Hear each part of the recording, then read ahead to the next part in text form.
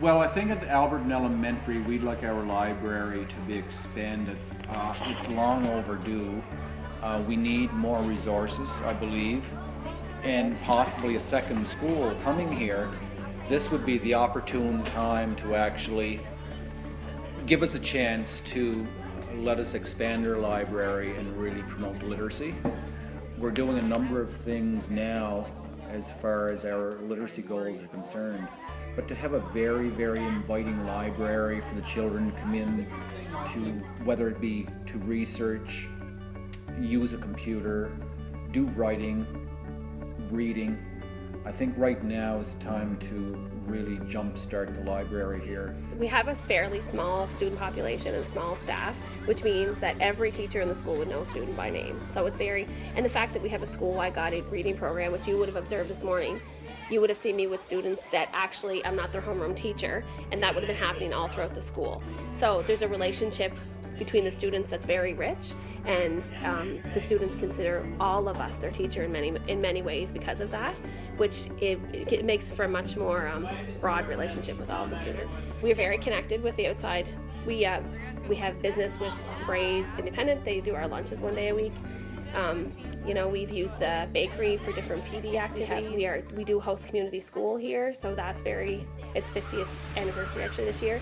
And the manor is really, really important. You'll see the unique relationship that the students have with the seniors.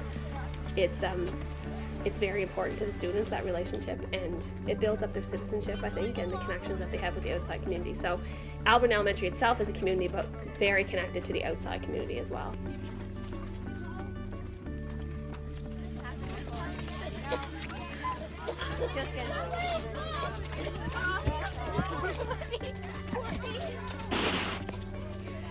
The residents benefit from the students doing the reading program here at our seniors facility. It's beneficial to our residents because they get interaction from the students, and the students can get interaction from the seniors. Students and seniors do not have grandparents or their grandchildren living in the same area or province for that matter, and this is a great way to have interaction through the generations. I mostly like to read. I like to read mostly all books.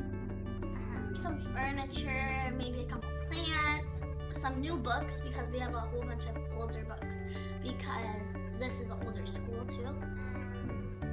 This book. I read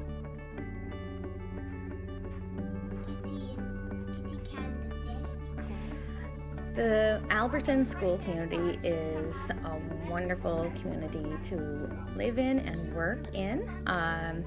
We have students from kindergarten to grade 6, and we have right now 135 students in our school, and it fosters a love of learning, and we want to make it better.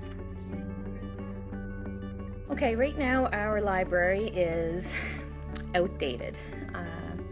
The shelving is the same as what it was when I was here as an elementary student myself. So it needs to be updated, new shelving, new books. The books are all probably 10 to 20 years old, and there's not a lot of furniture. So this space here was originally our computer lab. So we had a computer lab / library. This was a temporary wall, as you can see where this line is.